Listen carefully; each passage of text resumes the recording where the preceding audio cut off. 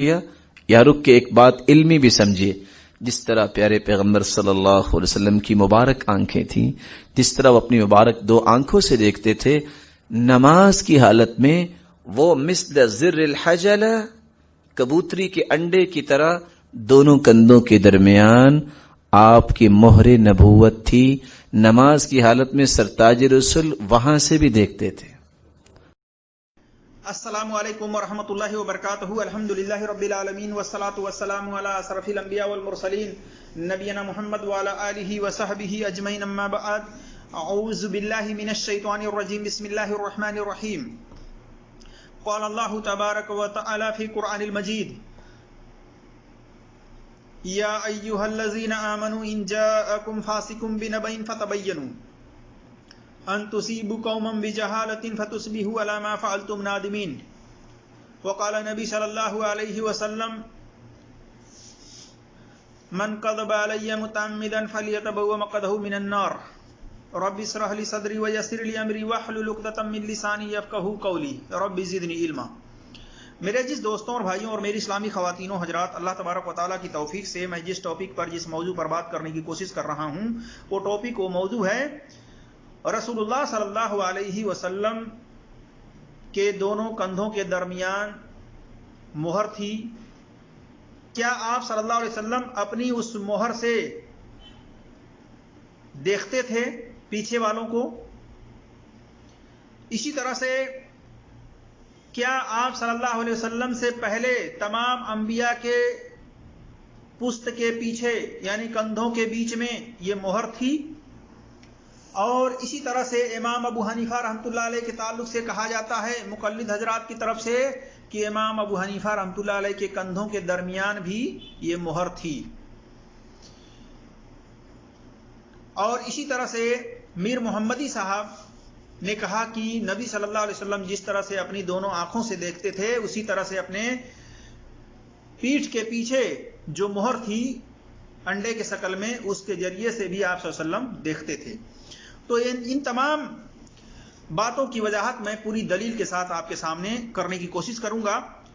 اللہ تبارک و تعالیٰ سے دعا ہے کہ اللہ تبارک و تعالیٰ ہمیں حق بات اور سچ بات کہنے کی توفیق عطا فرمائے، اور جو ہم سے لفظی طور پر کہنے میں خطائیں ہوں اس کو اللہ تبارک و تعالیٰ معاف فرمائے. آمین یا رب العالمین. میرے جس دوستوں اور بھائیوں اور میری اسلامی خواتین و حضرات، آپ نے سنا میر محمدی صاحب، انہوں نے اپنے ایک سوال کے جواب میں، کسی نے سوال کیا تھا، اس کے جواب میں انہوں نے یہ کہا کہ جس طرح سے نبی صلی اللہ علیہ وسلم اپنی دونوں آنکھوں سے دیکھتے تھے، اسی طرح سے آپ صلی اللہ علیہ وسلم کے کندھوں کے درمیان جو انڈے کے شکل میں مہر تھی، اس کے ذریعے سے بھی آپ صلی اللہ علیہ وسلم دیکھتے تھے. تو دیکھیے، کسی کی بھی بات ہو اس کی جانچ پڑتال ہونی چاہیے، شخصیت پرستی نہیں ہونی چاہیے. اور یہ اہل ایمان کی علامت ہے کہ اہل ایمان آنکھ بند کر کے کسی کی بات کو اس طرح سے ایکسپٹ نہیں کرتے بلا دلیل، اور وہ تحقیق کرتے ہیں، جانچ پڑتال کرتے ہیں. جیسا کہ اللہ تبارک و تعالیٰ نے فرمایا سورہ حجرات آیت نمبر 6 میں: یا ایھا الذین آمنوا ان جاءکم فاسق بنبأ فتبینوا، کہ اے ایمان والو، اے مسلمانوں، جب تمہارے پاس کوئی فاسق خبر لے کر آئے تو اس کی تحقیق کر لیا کرو. تو جانچ پڑتال کرنے کا اللہ تبارک و تعالیٰ نے حکم دیا ہے تمام ایمان والوں کو. سب کو چاہیے کہ اپنی صلاحیت کے مطابق جانچ پڑتال کرے، یا کم سے کم کسی محقق سے اس بارے میں سوال کر کے اس بارے میں پتہ لگائے کہ یہ صحیح ہے کہ غلط ہے. تو آئیے ہم دیکھتے ہیں اس بارے میں سب سے پہلے کہ آپ صلی اللہ علیہ وسلم کے کندھوں کے درمیان جو مہر تھی، کیا وہ مہر سے آپ صلی اللہ علیہ وسلم اپنے پیٹھ کے پیچھے دیکھا کرتے تھے ہمیشہ؟ اسی طرح سے کیا آپ صلی اللہ علیہ وسلم اس مہر کے ذریعے سے دیکھتے تھے؟ تو سب سے پہلی بات یہ ہے کہ اللہ کے نبی صلی اللہ علیہ وسلم کی طرف یہ بہتان لگانا یہ درست نہیں ہے، کیونکہ آپ صلی اللہ علیہ وسلم نے فرمایا: من کذب علی متعمدا فلیتبوأ مقعدہ من النار. صحیح بخاری میں حدیث نمبر 109 110 وغیرہ میں، کہ جس نے میری طرف جان بوجھ کر کے جھوٹی بات منسوخ کی جس کو میں نے نہیں کہی ہے، تو اس کو چاہیے کہ اپنا ٹھکانہ جہنم میں بنا لے. تو آپ صلی اللہ علیہ وسلم کی طرف غلط بات منسوخ کرنا یہ درست نہیں ہے. اور نہ بہتان لگانا درست ہے. اور اسی طرح سے آپ صلی اللہ علیہ وسلم سے پہلے جتنے انبیاء و رسول آئے ان کے کندھوں کے درمیان یہ مہر کا ہونا ثابت نہیں ہے. اور آپ صلی اللہ علیہ وسلم کو جو اللہ تبارک و تعالیٰ نے دونوں کندھوں کے درمیان جو مہر عطا فرمائی تھی یہ آپ صلی اللہ علیہ وسلم کی ایک آخری نبی ہونے کی علامت بھی ہے. آپ صلی اللہ علیہ وسلم نے جیسا کہ فرمایا انا خاتم النبی لا نبی بعدی کہ میں آخری نبی ہوں، میرے بعد کوئی نبی نہیں. اس اعتبار سے بھی یہ مہر آخری نبی ہونے کی علامت ہے. اور یہ کہنا کہ اس مہر کے ذریعے آپ صلی اللہ علیہ وسلم دیکھتے تھے یہ درست نہیں ہے، کیونکہ آپ صلی اللہ علیہ وسلم نے اپنی اس مہر کے بارے میں کہیں یہ نہیں فرمایا کہ میں اس مہر کے ذریعے سے پیٹھ کے پیچھے سے دیکھتا ہوں، بلکہ آپ صلی اللہ علیہ وسلم کے بارے میں یہ روایت ہے جیسا کہ انس رضی اللہ تعالیٰ عنہ بیان کرتے ہیں کہ رسول اللہ صلی اللہ علیہ وسلم صفوں کو سیدھا کیا کرو، کہتے کہ صفوں کو سیدھا کیا کرو کیونکہ میں تمہیں اپنی پیٹھ کے پیچھے سے بھی دیکھتا ہوں. جیسا کہ صحیح بخاری میں حدیث نمبر 725 ہے. لیکن اس حدیث کے اندر آپ صلی اللہ علیہ وسلم یہ نہیں فرمایا کہ میں اپنی پیٹھ کے پیچھے اپنے کندھوں کے درمیان جو مہر ہے میں اس کے ذریعے سے دیکھتا ہوں. آپ صلی اللہ علیہ وسلم نے یہ نہیں فرمایا. تو یہ اس بات کی دلیل ہے کہ آپ صلی اللہ علیہ وسلم اس مہر کے ذریعے سے نہیں دیکھتے تھے، بلکہ آپ صلی اللہ علیہ وسلم کو اللہ تبارک و تعالیٰ نے ایک معجزہ عطا فرمایا تھا، جس معجزہ کے ذریعے سے آپ صلی اللہ علیہ وسلم اپنے پشت کے پیچھے سے بھی کبھی کبھار دیکھ لیا کرتے تھے. ہمیشہ نہیں دیکھتے تھے آپ صلی اللہ علیہ وسلم، بلکہ کبھی کبھار دیکھا کرتے تھے. یہ اس بات کی دلیل ہے جیسا کہ آپ صلی اللہ علیہ وسلم نماز پڑھا رہے تھے، جب سمیع اللہ لمن حمدہ کہا تو پیچھے سے ایک آدمی نے یہ دعا پڑھی ربنا ولک الحمد حمدا کثیرا طیبا مبارکا فی. تو آپ صلی اللہ علیہ وسلم نے سلام پھیرنے کے بعد آپ نے فرمایا کہ دعا کس نے پڑھی تھی، جیسا کہ صحیح بخاری میں حدیث نمبر 799 پر دیکھ سکتے ہیں. یہ حدیث اس بات کی دلالت کرتی ہے کہ آپ صلی اللہ علیہ وسلم ہمیشہ اپنے پشت کے پیچھے سے نہیں دیکھا کرتے تھے، بلکہ کبھی کبھار دیکھتے تھے. ورنہ اگر آپ صلی اللہ علیہ وسلم اپنے پشت کے پیچھے سے ہمیشہ اگر دیکھتے تو آپ صلی اللہ علیہ وسلم اس شخص کو بھی دیکھ لیتے جو یہ دعائیہ کلمات پڑھ رہا تھا. اسی طرح سے دوسری ایک اور حدیث ہے کہ عائشہ رضی اللہ تعالیٰ عنہ کے تعلق سے کہ نبی صلی اللہ علیہ وسلم ایک رات اپنے بستر سے اٹھ کر باہر چلے گئے اور امی عائشہ رضی اللہ تعالیٰ عنہ بھی آپ صلی اللہ علیہ وسلم کے پیچھے باہر نکل گئیں. آپ صلی اللہ علیہ وسلم بقیۃ الغرقد یعنی بقیہ قبرستان کے اندر، مدینہ کے اندر جو ہے اس قبرستان میں پہنچ گئے اور آپ صلی اللہ علیہ وسلم نے دعائے مغفرت کی اور واپس آئے تو عائشہ رضی اللہ تعالیٰ عنہ بھی جلدی سے واپس آ گئیں اور آپ صلی اللہ علیہ وسلم سے پہلے بستر پر پہنچ گئی. تو آپ صلی اللہ علیہ وسلم جب ان کے قریب پہنچے تو دیکھے کہ ان کی سانس پھول رہی تھی. تو نبی صلی اللہ علیہ وسلم نے ان سے پوچھا کہ کیا بات ہے، کس سبب سے تمہاری سانس پھول رہی ہے. تو پتہ چلا کہ آپ صلی اللہ علیہ وسلم اپنے پشت کے پیچھے سے، اپنے پیٹھ کے پیچھے سے ہمیشہ نہیں دیکھتے تھے. اور اس حدیث کے بارے میں آپ دیکھ سکتے ہیں صحیح مسلم میں حدیث نمبر 974 پر. تو یہ حدیث بھی اس بات کی دلیل ہے کہ آپ صلی اللہ علیہ وسلم ہمیشہ اپنے پیٹھ کے پیچھے سے نہیں دیکھتے تھے. اسی طرح سے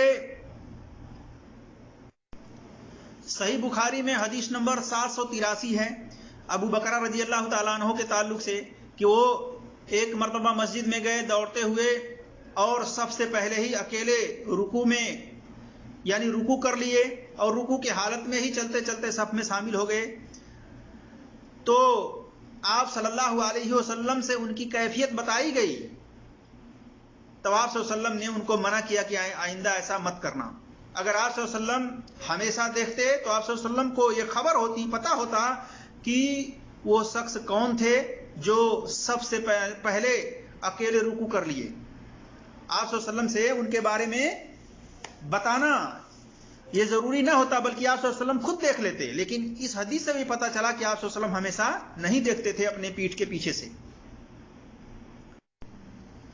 اسی طرح سے آپ صلی اللہ علیہ وسلم کے مہر کے بارے میں جابر بن سمرہ رضی اللہ تعالیٰ عنہ وغیرہ بتاتے ہیں کہ آپ صلی اللہ علیہ وسلم کے کندھوں کے درمیان ایک مہر تھی، جیسا کہ صحیح مسلم میں حدیث نمبر 2344 ہے، 2346 ہے، 6084 ہے، 6088 وغیرہ پر ہے. تو پتہ چلا کہ یہ آپ صلی اللہ علیہ وسلم کے دونوں کندھوں کے درمیان جو مہر تھی، آپ صلی اللہ علیہ وسلم اس مہر سے نہیں دیکھتے تھے، بلکہ آپ صلی اللہ علیہ وسلم کو اللہ تبارک و تعالی جب ضرورت ہوتی آپ صلی اللہ علیہ وسلم کو دکھا دیتا معجزہ کے طور پر. جیسے آپ صلی اللہ علیہ وسلم مدینہ میں تھے اور جنگ ہو رہی تھی کہیں اور، جس جنگ کے اندر 3 صحابہ شہید ہو گئے، اور وہ منظر اللہ تبارک و تعالیٰ نے آپ صلی اللہ علیہ وسلم کی آنکھوں کے سامنے دکھلائے، اور آپ صلی اللہ علیہ وسلم بتلا رہے تھے صحابہ کو کہ دیکھو جعفر شہید ہو گئے. تو یہ آپ صلی اللہ علیہ وسلم کو اللہ تبارک و تعالیٰ نے ایک معجزانہ طور پر ضرورت کے تحت کبھی کبھار دکھایا تھا، ہمیشہ نہیں. اسی طرح سے میرے عزیز دوستوں اور بھائیوں،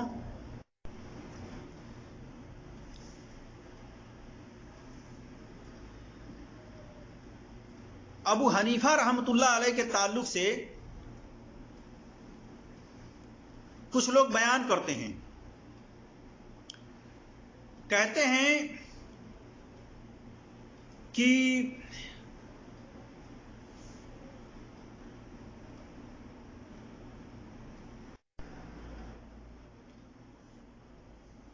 امام ابو حنیفہ رحمۃ اللہ علیہ کے کندھوں کے درمیان بھی مہر تھی. آئیے ہم اس کا بھی جائزہ لیتے ہیں. ایک تو یہ کہ یہ مہر نبی صلی اللہ علیہ وسلم کے آخری نبی ہونے کی علامت تھی، اور یہ نبی صلی اللہ علیہ وسلم کے لیے یہ مہر خاص تھی، کسی اور کے لیے نہیں. لیکن مقلد حضرات امام ابو حنیفہ رحمۃ اللہ علیہ کو بھی یہ مہر ثابت کرنا چاہتے ہیں کہ ان کے بھی کندھوں کے درمیان مہر تھی، اور اتنی بڑی جسارت کرتے ہیں کہ امام ابو حنیفہ میں بھی ثابت کرنے کی ناحق جسارت اور جرات کی ہے. جیسا کہ امام صاحب نے خواب میں دیکھا، یعنی امام ابو حنیفہ رحمۃ اللہ علیہ نے خواب میں دیکھا کہ میں قبر نبوی کھود کر نبی صلی اللہ علیہ وسلم کی ہڈیوں کو اپنے سینے سے لگا رہا ہوں. اس خواب سے امام ابو حنیفہ رحمۃ اللہ علیہ بہت خوفزدہ ہوئے، اور بصرہ میں پہنچ کر محمد بن سیرین سے اپنا یہ خواب بیان کیا. امام محمد بن سیرین اس وقت بہت بڑے تعبیر بتانے والے تھے. انہوں نے فرمایا یہ خواب تو وہی شخص دیکھ سکتا ہے جس کا نام ابو حنیفہ ہے. تو امام صاحب نے کہا کہ ابو حنیفہ میں ہی ہوں. امام محمد بن سیرین نے امام صاحب کی پشت دیکھی، یعنی انہوں نے ان کا کپڑا ہٹا کر کے کندھے کے درمیان دیکھی، جس میں مہر نبوت کی طرح ایک مسا تھا. انہوں نے فرمایا کہ ہاں تم ہی ابو حنیفہ ہو جس کے بارے میں نبی صلی اللہ علیہ وسلم نے فرمایا تھا کہ اللہ اس کے ذریعے سنت کو زندہ کرے گا. دیکھیے یہ روایت جامع المساند جلد نمبر 1 صفحہ نمبر 18 پر ہے. مولانا گوندلوی مجید لکھتے ہیں کہ کس قدر جسارت ہے کہ جو وصف رسول اللہ صلی اللہ علیہ وسلم کے لیے خاص تھا، جس میں کوئی دوسرا نبی بھی شریک نہیں، اسے امام ابو حنیفہ میں ثابت کرنے کی کوشش کی گئی ہے. نعوذ باللہ. دراصل یہ تقلید کی برکت ہے کہ مقلدین حضرات گرو سے کام لیتے ہوئے بسا اوقات سعوری یا غیر سعوری طور پر اپنے ائمہ کو منصب نبوت کے مقام پر پہنچا دیتے ہیں.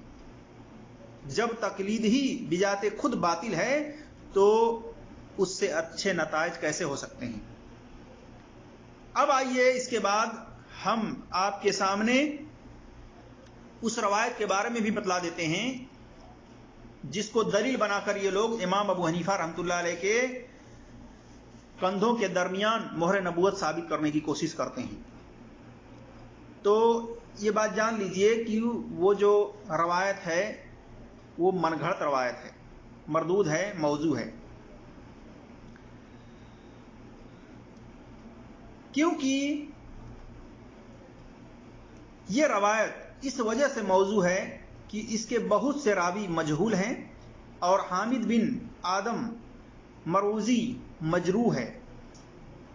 مجہولین کے نام کئی ہیں، جن میں سے محمد بن طور، یہ تمام راوی کیا ہیں؟ مجہول ہیں، جن کے حالات زندگی کے بارے میں کچھ خبر نہیں ہے.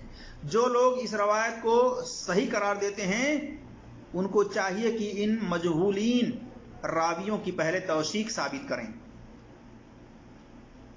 اور ان میں ایک دو نہیں بلکہ 12-13 راوی مجہول ہیں. جیسا کہ ان راویوں کے نام ہیں: محمد بن طور، محمد بن عباد، محمد بن علی، محمد بن ناصر، یونس بن طاہر. اسی طرح سے یونس بن طاہر کو شیخ الاسلام کہتے ہیں. دیکھیے التنقیل جلد نمبر 1 صفحہ نمبر 447 پر. اسی طرح سے ابو سہیل عبد الحمید بن محمد الطوافی، محمد الطوافی، ابو محمد الحسن بن محمد، ابو الفتح بن الحسن الناسہی. اسی طرح سے ابو حفص عمر بن احمد، محمد بن اسحاق السراجی، عبد الحمید بن احمد. یہ تقریباً 13 راوی ایسے ہیں جو اس روایت کے اندر مجہول ہیں، جن کے حالات زندگی کے بارے میں کسی نے توثیق نہیں پیش کی ہے. اسی طرح سے ایک راوی موفق بن احمد، یہ رافجی ہے اور مجروح ہے. تو اس علت کے بنا پر یہ روایت جو ہے موضوع اور من گھڑت ہے، جو امام ابو حنیفہ رحمۃ اللہ علیہ کی طرف منسوب ہے کہ ان کے بھی کندھوں کے درمیان مہر تھی. نعوذ باللہ، استغفر اللہ. تو میرے عزیز دوستوں اور بھائیوں اور میری اسلامی خواتین و حضرات، خلاصہ کلام یہ ہے کہ نبی صلی اللہ علیہ وسلم کو اللہ تبارک و تعالیٰ نے معجزہ دیا تھا، جس معجزہ کے طور پر آپ صلی اللہ علیہ وسلم کبھی کبھار اپنے پیٹھ کے پیچھے سے بھی دیکھ لیا کرتے تھے نماز کے دوران، ہمیشہ نہیں دیکھتے تھے. اور دوسری بات یہ کہ آپ صلی اللہ علیہ وسلم اس مہر کے ذریعے سے نہیں دیکھتے تھے. تیسری بات یہ کہ یہ نبی صلی اللہ علیہ وسلم کے لیے خاص ہے، اس میں کوئی نبی شریک نہیں ہے. یہ کہنا کہ نبی صلی اللہ علیہ وسلم کو یہ مہر عطا کی گئی تھی، اسی طرح سے اور بھی انبیاء کو عطا کی گئی تھی، یہ غلط ہے، کیونکہ یہ نبی صلی اللہ علیہ وسلم کے لیے خاص ہے. اس کے بعد کسی امتی کے لیے یہ مہر ثابت کرنا درست نہیں ہے، جیسا کہ امام ابو حنیفہ رحمۃ اللہ علیہ کی طرف منسوب کیا گیا ہے. گویا کہ امام ابو حنیفہ کو نیا نبی بنانا چاہتے ہیں مقلد حضرات، تو یہ باطل ہے. اسی طرح سے نبی صلی اللہ علیہ وسلم کو اللہ تبارک و تعالیٰ جب ضرورت ہوتی آپ صلی اللہ علیہ وسلم کو معجزہ کے طور پر دکھلا دیتا. تو میرے عزیز دوستوں اور بھائیوں، اللہ تبارک و تعالیٰ سے دعا ہے کہ اللہ تبارک و تعالیٰ ہم تمام مسلمانوں کو قرآن اور صحیح حدیث پر عمل کرنے کی توفیق عطا فرمائے اور تحقیق کرنے کی توفیق عطا فرمائے. آمین یا رب العالمین. السلام علیکم ورحمۃ اللہ وبرکاتہ.